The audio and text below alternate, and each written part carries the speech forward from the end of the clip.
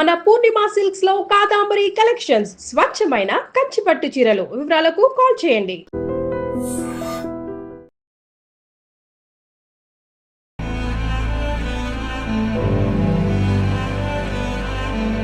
నమస్తే, welcome to I dream.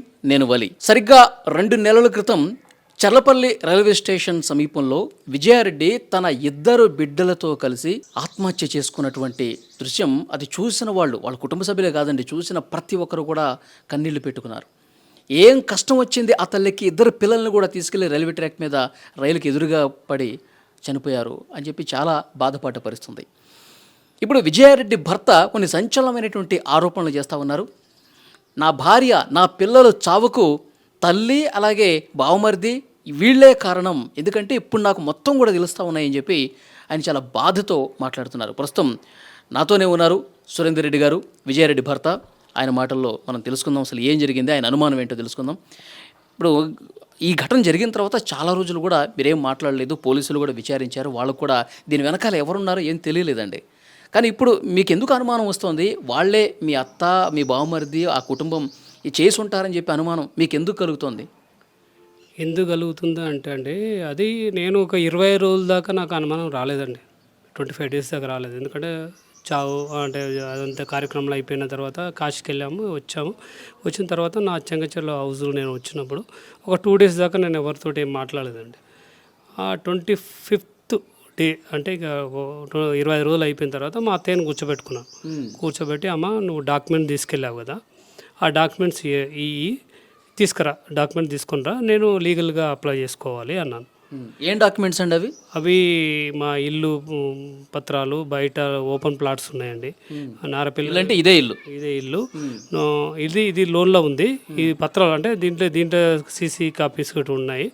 తర్వాత గట్కేసలో ఒక ప్లాట్, ఓపెన్ ప్లాటు, చౌటుపల్లి ఒక ఓపెన్ ప్లాటు, దత్తాయిగూడెంలో ఒక ఓపెన్ ప్లాటు, నారపల్లిలో ఒక ఇల్లు కన్స్ట్రక్షన్ చేస్తున్నామండి కొత్తది పాప కోసం.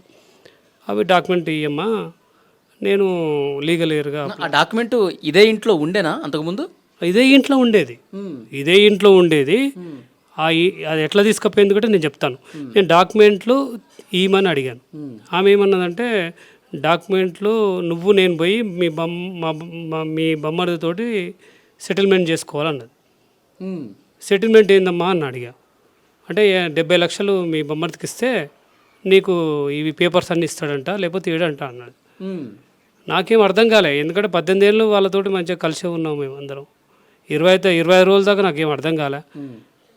ఏంది ఇలా మాట. మీ బామ్మర్దితో సెటిల్మెంట్ చేసుకోవాలని మీ అత్త ఎప్పుడు చెప్పారు మీకు? 25 డేస్ తర్వాత, అంటే చనిపోయిన తర్వాత 25 డేస్ తర్వాత మా ఇంటికి వచ్చాను కదా ఇక్కడికి వచ్చినప్పుడు ఆమెనే కూర్చోబెట్టి అడిగాను నేను. కూర్చోబెట్టి, అమ్మ ఇప్పుడు డాక్యుమెంట్ అనేది తీసుకెళ్లారు కదా మీరు, ఆ డాక్యుమెంట్ ఇస్తే నేను లీగల్ ఇయర్గా అప్లై చేసుకుంటాను అంటే, లేదు మీ బొమ్మడి దగ్గర మన ఇద్దరం పోయి మాట్లాడి సెటిల్మెంట్ చేసుకుని వద్దామన్నది. సెటిల్మెంట్ ఏంటి సెటిల్మెంట్ అమ్మా, నాకు అర్థమైతలేదు, సెటిల్మెంట్ అంటే ఏంది అని అన్నాను. మీ బొమ్మడికి ఒక 70 లక్షలు కావాలంట, 70 లక్షలు ఇస్తే నేను పేపర్లు ఇస్తాడంట. నేను అన్నాను, అమ్మ నువ్వే తీసుకెళ్ళినావు కదా ఇంట్లోకి వెళ్ళి, నేను బొమ్మడికి ఇవ్వలేదు కదా, నువ్వు తీసుకుపోయినా కాబట్టి నువ్వు నాకు తెచ్చి అది ఇయ్యాడంట, 70 లక్షలు ఇస్తేనే ఇస్తాడంట అన్న.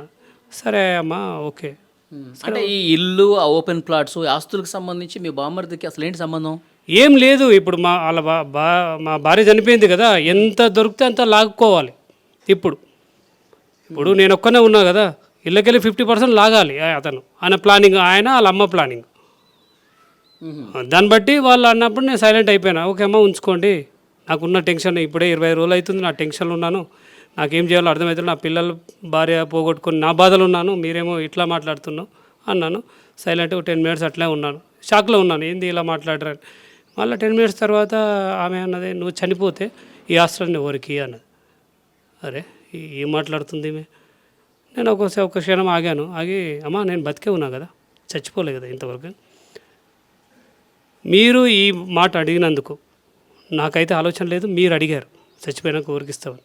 ఒకవేళ నేను సపోజ్ చచ్చిపోయి ఉంటే నా తల్లిదండ్రులు ఉన్నారు, 50% వాళ్ళకి రాస్తాను, ఇంకా 50% ఏ అనాథాశ్రమం కన్నా రాస్తాను, కానీ ఎవరికైతే ఇయ్యను అని చెప్పగానే కోపంగా రూమ్లోకి వెళ్ళిపోయింది. సరే అప్పుడు అనిపించింది అసలు ఏం జరగవచ్చు. అప్పుడే డౌట్ స్టార్ట్ అయింది సార్ నాకు. నువ్వు చనిపోతే ఎవరికి ఆస్తి అన్నప్పుడు ఇన్ని రోజులు నాతో కలిసిమెలిసి అందరూ ఉన్నారు, ఈరోజు నువ్వు డబ్బు కోసం నువ్వు అడుగుతున్నావు, నువ్వు చనిపోతే ఎవరికని. అప్పుడు నేను బ్యాగ్ చెక్ చేసుకున్నాను అండి. ఇక నేను ఇదేమో జరిగింది, ఇప్పుడు నన్నే చావు కోరుకుంటున్నారంటే నా భార్య పిల్లల్ని వీళ్ళే చంపారు అని ఒక బాధాకరమైన అంటే బాధతోటి నేను ఏం చేయాలి, నాకు ఇట్లా జరిగిందని అదే రోజు కింద ఉన్న వాళ్ళని అడిగాను, కూర్చోబెట్టి అమ్మ ఆ రోజు ఏం జరిగింది చెప్పండి అన్న. 30 తారీఖు రోజు మేము ఇక్కడ సమ్మక్క సారక్క జాతరకు పోయి వచ్చాము. అప్పుడు 1:30కు 2 గంటలకు వచ్చాము, కానీ అప్పటి వరకే అక్క కారు లేదు ఇక్కడ. ఈమె చెప్పేది ఏంది, 6:30 వరకు నాకు ఛాయ్ పెట్టించింది, ఇద్దరం కూర్చొని దాగాము, తర్వాత ఈమె వెళ్ళిందని ఈమె చెప్తుంది. ఆడ ఒక చిన్న డౌట్ వచ్చింది, అన్న నేను చెప్పేది నిజమన్నా, వాళ్ళు చెప్పారు. సరే ఓకే. తర్వాత ఇంకేం జరిగింది తల్లి, నెక్స్ట్ డే ఏం జరిగిందని అడిగా. నెక్స్ట్ డే అమ్మ ఎప్పుడైనా తాళం వేయదన్నా, తాళం వేసుకొని పోతుంది, నన్ను వేయమని ఎప్పుడు అనలేదు 4 సంవత్సరాల నుంచి. ఫస్ట్ టైం అక్క మీద నిద్రపోతుంది, నువ్వు నీ తాళం వేసేయి అని చెప్పేసిందన్న. ఓకే నేను వేసాను, తాళం వేసానన్న. తాళం వేసినాక తర్వాత 1 గంట 2 గంటల్లో పోలీసులు వచ్చారు, జిఆర్టీ పోలీసులు వచ్చి విజయరెడ్డి ఇల్లు ఇదేనా, విజయరెడ్డి చనిపోయింది అని చెప్పారు. అరే ఇప్పటిదాకా అమ్మ చెప్పింది మీద పండుకుందని, ఇప్పుడే వీళ్ళు వచ్చి చనిపోయారని చెప్తున్నారు ఏందని అమ్మ ఒక థింకింగ్లో వెళ్ళిపోయింది. నిజమమ్మ చనిపోయిందని చెప్పారు. సరే అప్పుడు ఆమెకు డౌట్ వచ్చింది, నాతోటి ఎందుకు వేయించింది ఈమె తాళం నాతోటి ఎందుకు వేయించింది, ఏ రోజు వేయినామే ఈ రోజు ఎందుకు వేయించింది. ఆ తర్వాత గేటుకు గేటుకు అవతలంగా ఎవరు రాకుండా అది దాని గిట్ట ఒకటి ఉంది. ఇప్పుడు తాళం రోజు ఆమె వేసుకొని పోతుంది, అది ఒక తాళం మా వైఫ్ దగ్గర ఉంటుంది, ఒక తాళం మా అత్తయ్య దగ్గర ఉంటుంది. ఆ తాళం గిట్ట రైల్వే పోలీస్ వాళ్ళకి ఏదైనా దొరికిందేమో అనుకొని ఈమె వేరే వాళ్ళు తాళం వేయించింది. వేరే తాళం వేసే ఓపెన్ కాదు కదా, ఇక చనిపోయింది. ఇక నెక్స్ట్ డే మళ్ళీ అడిగాను, ఈ డబ్బు గోల్డు ఈ పేపర్సు ఏమైంది, ఆ రోజు ఏం జరిగింది, మళ్ళీ వాళ్ళని అడిగాను ఆ రోజు ఏం జరిగింది అనా. బాడీస్ వెళ్ళిపోయిన తర్వాత 3 గంటల సేపు ఉన్నారన్న వాళ్ళు. ఉండి ఊరికి ఒక డబ్బా పంపించారు. వాళ్ళతోటి గిట్ట అన్నారు, గోల్డ్ పంపిస్తున్నాము, నువ్వు రాకమ్మా, నీ కూతుర్ని కావుగాడ పంపి, నువ్వు గోల్డ్ ఉంది కానీ నువ్వు ఇంట్లో ఉండని వాళ్ళ ఫ్రెండ్కి చెప్పిందట. అది చెప్పంగా వీళ్ళు విన్నారు, అవునన్నా ఇట్లా ఒక బకెట్ పంపించారు అలా గోల్డ్ ఉందని. అది ఇంకా నాకు కన్ఫర్మ్ అయిపోయిందన్న. ఎందుకంటే వీళ్ళు 3 గంటల సేపు ఉండి ఈ డబ్బు గోల్డ్ అన్నీ చదివారు. మళ్ళీ వాళ్ళకిட்ட చెప్పారు, నువ్వు రేపు రాకు, నువ్వు గోల్డ్ ఉంది ఇంట్లో ఉండు, నీ కూతురు పంపి. వాళ్ళ కూతురు తీసుకువెళ్ళింది, తల్లి ఇన్నే ఉండు, కూతురు పంపిమని చెప్పింది. ఆడికొచ్చింది కూతురు. ఓకే, నాకు ఇదంతా తెలిసిన తర్వాత నేను మళ్ళీ ఆ అమ్మాయికి ఫోన్ చేసి అమ్మా సిస్టర్, ఆ రోజు ఎవరితో అయితే ఈ గోల్డ్ ఎన్ని పంపించారో ఆమెకే మీరు ఫోన్ చేశాను. సిస్టర్ అన్న చెప్పన్నా అంటే, ఆ రోజు నువ్వు గోల్డ్ తీసుకెళ్ళావారా అంటే, తీసుకెళ్ళానన్న, గోల్డ్ అయితే తీసుకెళ్ళాను, ఆ రోజు డబ్బులు పెట్టించింది, గోల్డ్ తీసుకెళ్ళి మీరు కాశీ వచ్చినాక ఇచ్చేసానన్న. అంటే ఏముందిరా అంటే తాళం వేసి ఉందన్న, దానికి ఆ డబ్బాకు తాళం వేసి ఉంది, అలా లోపల ఎంత ఉందో నాకు తెలియదన్న, కానీ అయితే నాకైతే ఇచ్చింది, నేను ఇచ్చేసాను. ఆడ క్లారిటీ వచ్చేసిందన్న. ఎందుకంటే ఇప్పుడు వీళ్ళు చనిపోయిన బాధ లేకుండా ఈ డబ్బు గోల్డ్ చదవడం అనేది ఫస్ట్ సెకండ్ నుంచి వాళ్ళు స్టార్ట్ చేశారు. వాళ్ళు ఇంట్లోకి వెళ్ళి బయటికి వెళ్తేప్పుడు లాకేపించింది, ఎవరు రాకుండా. ఈడ కింద బాడీస్ ఉన్నప్పుడు లోపలికి ఎక్కకుండా ఆ మెట్ల మీదనే కూర్చుంది, ఎవరిని పోకుండా. అంటే వీళ్ళు ప్రీ ప్లాన్లోనే ఉన్నారు. మా అత్త మా బొమ్మర్ది పెళ్ళం ప్రీ ప్లాన్లోనే ఉన్నారు. బొమ్మర్ది పెళ్ళం మీద ఉండి మీద లోపలికి ఇంట్లోకి తిరుగుతుంది, అత్తైనా ఆడ మెట్ల కాడ కూర్చుంది, ఎవరిని ఎక్కియకుండా, మీదికి పోకుండా ఏడికి పోకుండా. ఈమె లోపల ఇవన్నీ చూసుకుంటూనే ఉంది. ఆ తర్వాత వీళ్ళు తీసుకుపోయినాక నాకు 25 డేస్ తర్వాత ఇవన్నీ ఎంక్వైరీ చేస్తున్నప్పుడు 1 by 1 అంటే నాకు కావాలని వీళ్ళు చేశారా?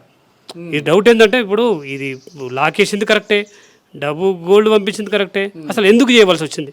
దాన్ని బట్టి మళ్ళీ ఈ గోల్డ్ కాడికి వెళ్ళాను అన్న.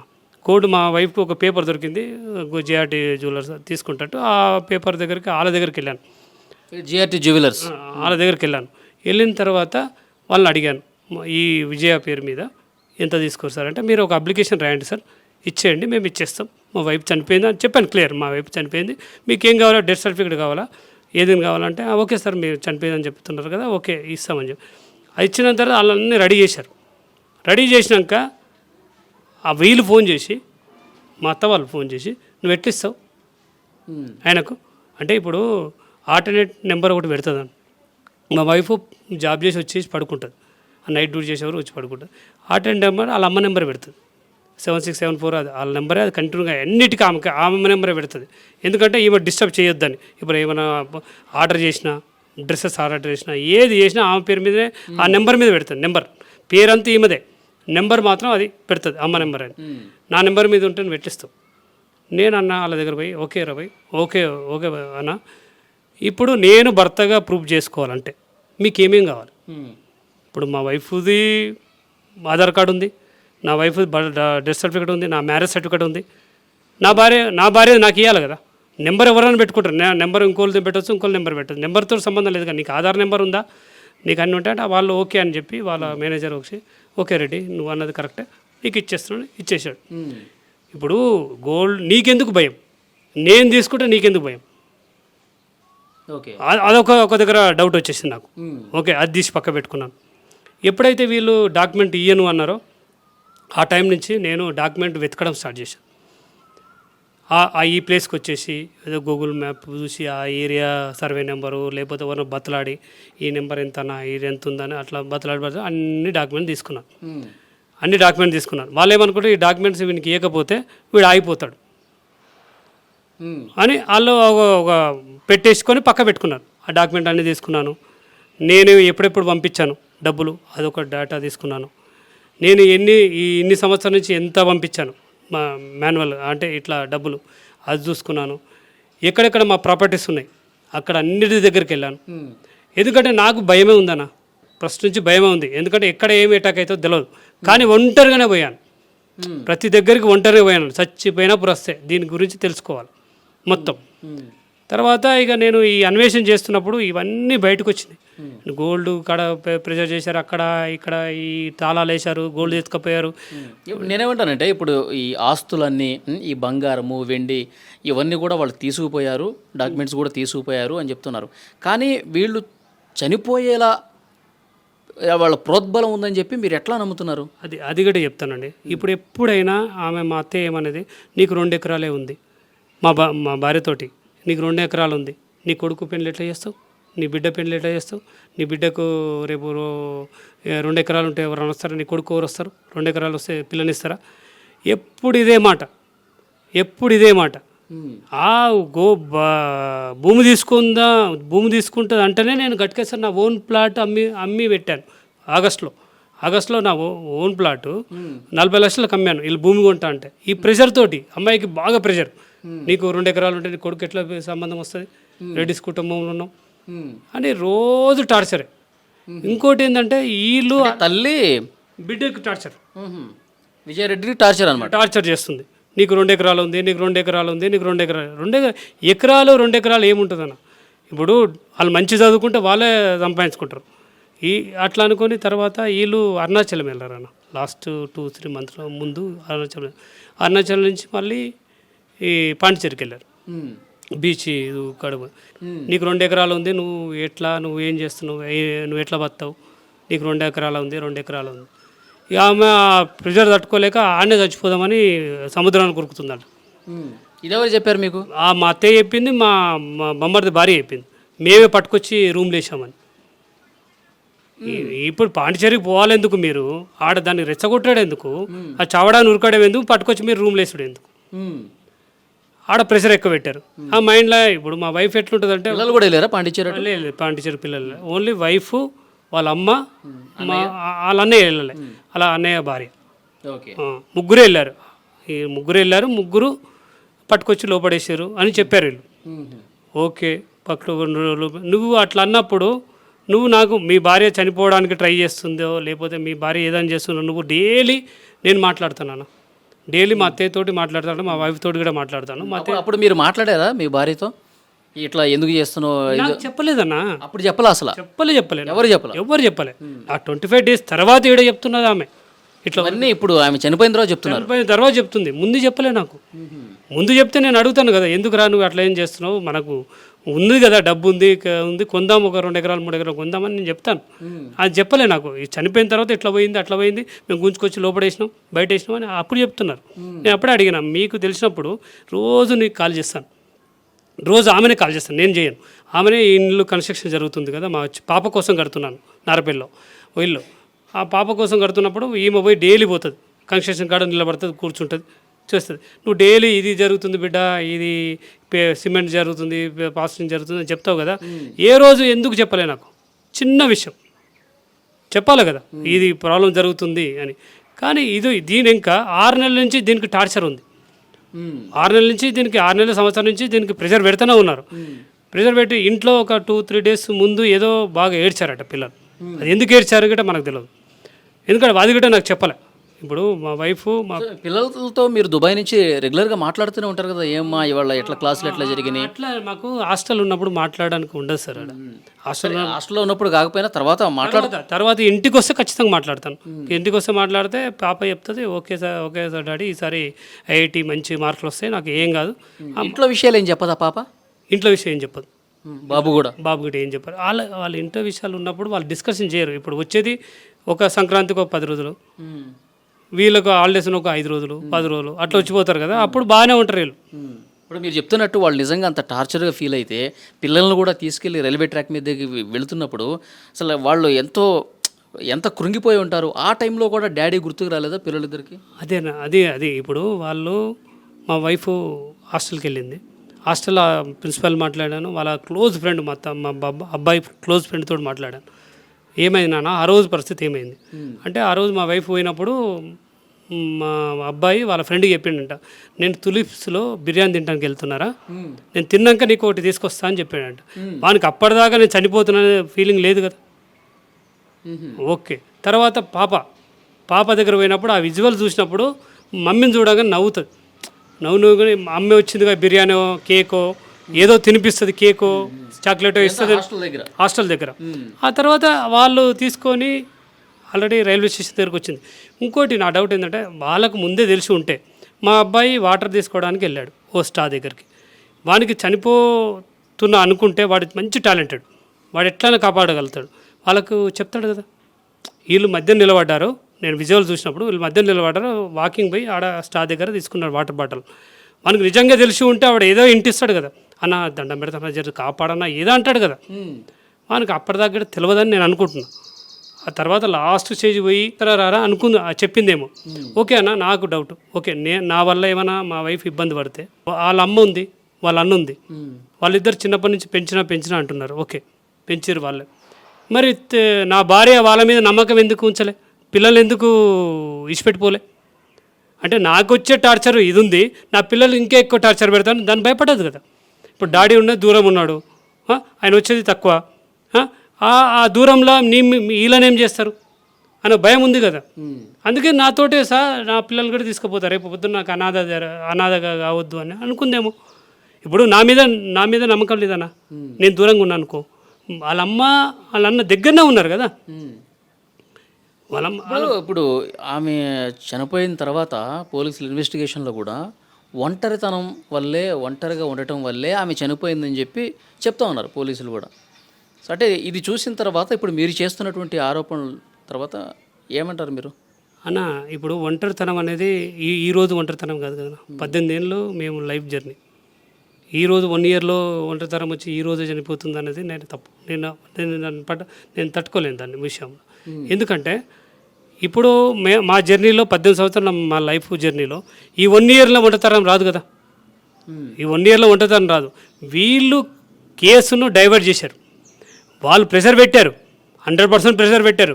అది బయటికి రాకుండా ఒంటరితనము, ఆయన దూరం ఉండు, ఆయన దగ్గర ఉండు అనే మాటలతోటి డైవర్ట్ చేసి పక్కన నూకేశారు.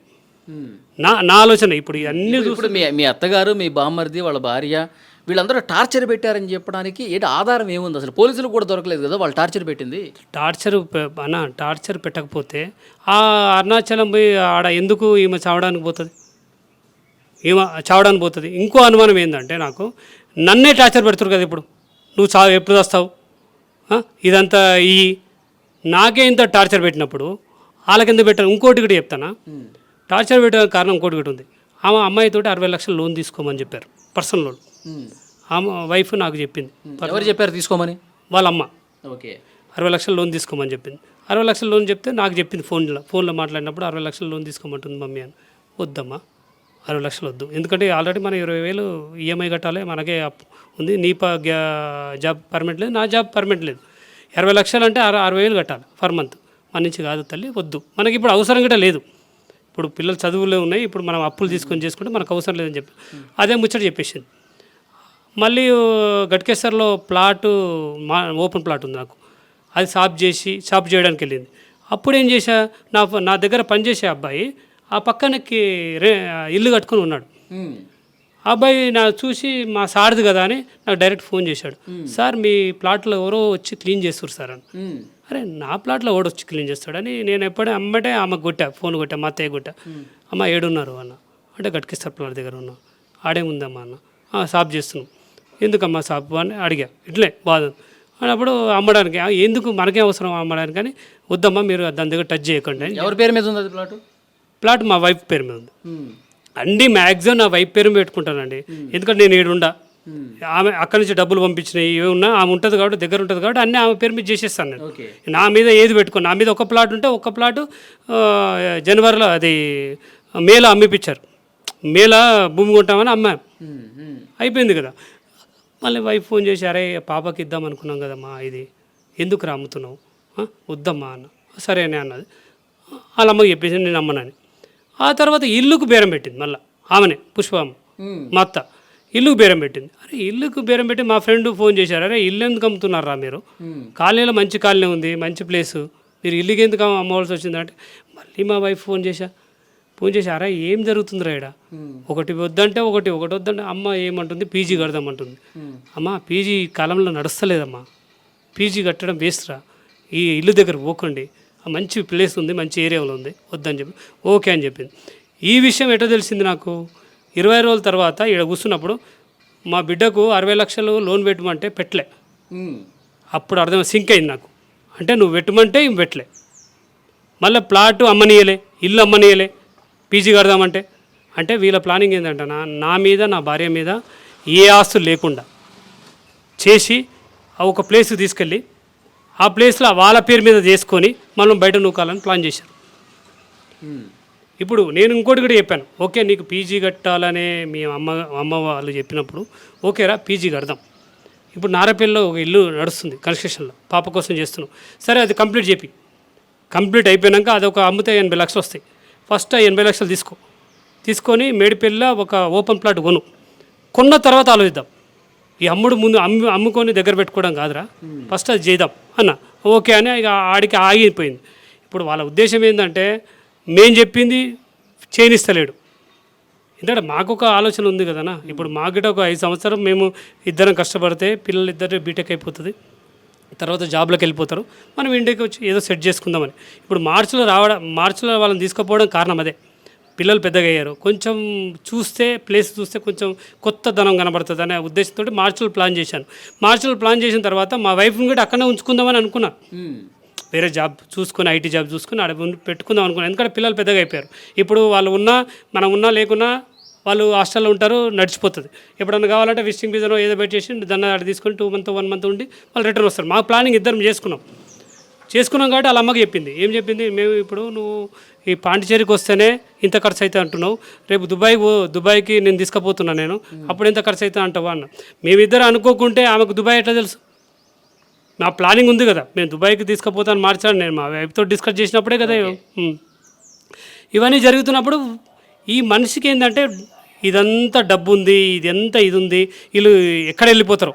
ఇప్పుడు దుబాయ్కి వెళ్ళిపోతే మళ్ళీ రావడానికి కష్టమవుతుంది. నా ప్లానింగ్ నాకుంది, ఎందుకంటే అక్కడ జాబ్ చూసి నా భార్య నా దగ్గర ఉండాలని నేను అనుకున్నాను. ఇన్ని రోజులు దూరం ఉన్నాం, పిల్లలు పెద్దగా వచ్చి ఇప్పుడు చిన్నగా ఉన్నప్పుడు తీసుకుపోవచ్చా, కానీ చిన్నగా ఉన్నప్పుడు తండ్రి లేడు, తల్లి లేకపోతే వాళ్ళు ఒక క్రమశిక్షణ పెరగరు అని ఆమె అమ్మాయి జాబ్ చేస్తానని చెప్పింది. ఇంకోటనా ఈ విషయంలో నేను పెళ్లి చేసుకున్నప్పుడు అమ్మాయి ఇంటర్మీడియట్ చదివి నాకు పెళ్లి చేసుకున్నాను. తర్వాత నేను వైఫ్కు నేను చదివించాను అన్న, బీటెక్ చేయించాను. ఈరోజు నా కూతురు టీం లీడరు ఇంకేదో చెప్తున్నా అంటే దాన్ని ఇంకా కష్టం నాది ఉందన్న. అప్పట్లోనే మేనేజ్మెంట్ సీట్లో 6 లక్షలు పెట్టి చదివించాను అమ్మాయికి. ఓకే. ఈరోజు నువ్వు మా కూతురు టీం లీడరు, నేను ఎన్ని సంపాదిస్తుందంటే నేను తక్కువ సంపాదిస్తుంటాను, నేను 70,000 సంపాదిస్తుండొచ్చు, నా వైఫ్ ₹1,00,000 సంపాదిస్తుండొచ్చు. కానీ ఆ కష్టం ఓడదన్న నాదే కదా, నేను చదివిస్తేనే కదా ఆమె డబ్బు సంపాదించేది. ఎప్పుడైనా ఆ తేడా చూపెట్టేదన్న, నీ భర్త తక్కువ వస్తుంది, నీకు ఎక్కువ వస్తున్నాయి. ఇది ఏదంటే ఆమెకు ఎప్పుడు ఏదో ఒకటి చెయ్యాలి. ఓకే. సో ఫైనల్గా చెప్పండి, ఇప్పుడేమో ఆమె చనిపోవటానికి మీ పిల్లలు కానీ మీ భార్య కానీ చనిపోవటానికి వాళ్ళు రెచ్చగొట్టడం వల్లే, వాళ్ళ వేధింపుల వల్లే చనిపోయింది. ఎందుకంటే ఇప్పుడు ఈ డబ్బు తీసుకున్నారు, బంగారం తీసుకున్నారు, వెండి తీసుకున్నారు, ఆస్తులకు సంబంధించిన డాక్యుమెంట్స్ అన్నీ కూడా వాళ్ళ దగ్గర పెట్టుకున్నారు కాబట్టి మీకు అనుమానం వచ్చింది చెప్తున్నారు. సో ఫైనల్గా మీరు ఏం కోరుకుంటున్నారు? మీ అనుమానం ఉంది కాబట్టి మీరు పోలీస్ కేసు ఏమైనా ఫైల్ చేసే అవకాశం ఉందా? దీని మీద ఇంకా విచారణ జరగాల్సిన అవసరం ఉందని భావిస్తున్నారా? ఏం కోరుకుంటున్నారు మీరు? నేనేమనుకుంటున్నా అంటే అండి, మా భార్య నా పిల్లలు ఎట్లా చనిపోయారు అనేది నాకు కావాలి. వాళ్ళు దేనివల్ల చనిపోయారు అది నాకు తెలుసుకోవాలని ఎన్ని రోజులైనా కొట్లాడుతానండి దీని గురించి. ఎవరు దోష అయితే వాళ్ళు కంపల్సరీ శిక్ష అనుభవించాలి.